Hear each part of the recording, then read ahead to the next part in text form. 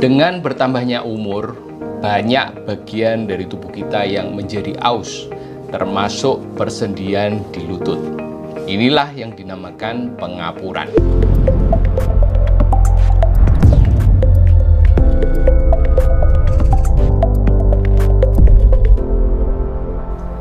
Halo semuanya, saya Dr. Tony Setiobudi, spesialis bedah tulang dan bedah tulang belakang di Mount Elizabeth Hospital, Singapura. Di video kali ini saya akan membahas tentang pengapuran lutut. Ini adalah persendian lutut yang masih normal. Permukaan persendian dilapisi oleh tulang rawan. Yang putih ini tulang rawan atau cartilage. Dan tulang rawan ini mulus dan menutupi syaraf. Jadi syarafnya tidak bergesekan. Di antara tulang juga ada meniskus. Di setiap lutut ada 2 meniskus. Meniskus ini berguna sebagai shock absorber untuk meredam tekanan saat kita lari atau melompat supaya tulang rawan ini tidak cepat rusak. Tapi dengan berjalannya waktu, tulang rawan ini menjadi tipis dan kadang-kadang berlubang seperti ini. Dan kalau sarafnya muncul dan bergesekan, ini sakit sekali. Tulang rawan yang menipis ini juga membuat ligamen yang berada di samping ini menjadi kendor dan menyebabkan lutut menjadi tidak stabil.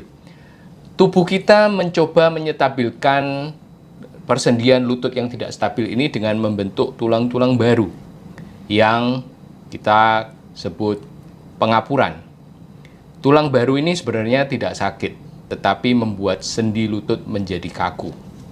Mengapa pada pengapuran lutut sendinya menjadi nyeri? Ini adalah gambar yang lain. Saraf kita berada di permukaan tulang ini, di sini. Dan saraf ini ditutup oleh tulang rawan yang biru.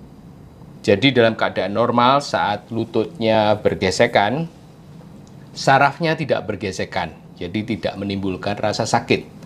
Tapi jika tulang rawannya sudah tipis seperti ini atau sudah habis, tulangnya akan bergesekan dengan tulang termasuk sarafnya dan ini menimbulkan rasa nyeri saat beraktivitas.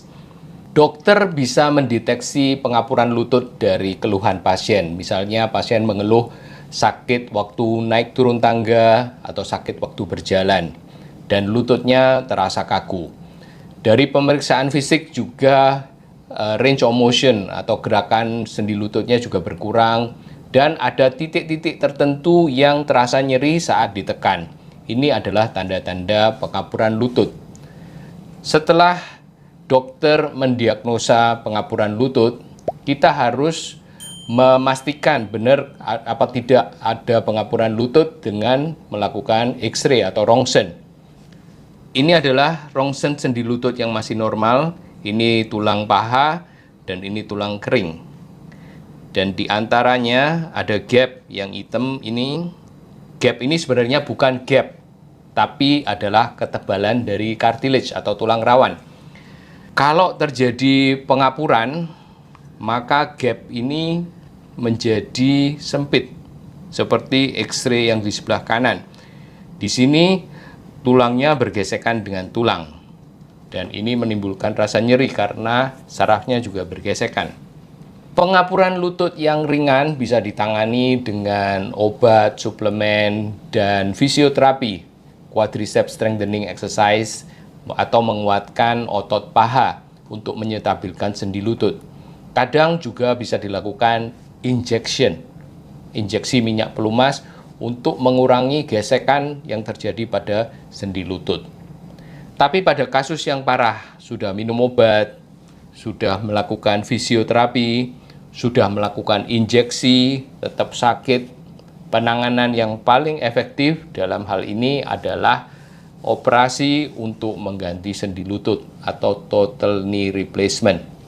Ini adalah pengapuran yang sudah parah, persendian lututnya sudah berlubang, cartilage-nya berlubang seperti ini dan sakit sekali.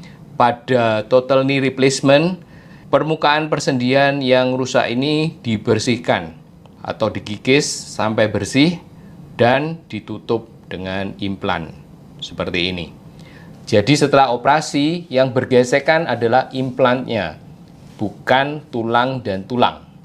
Jadi rasa sakit bisa berkurang dengan signifikan.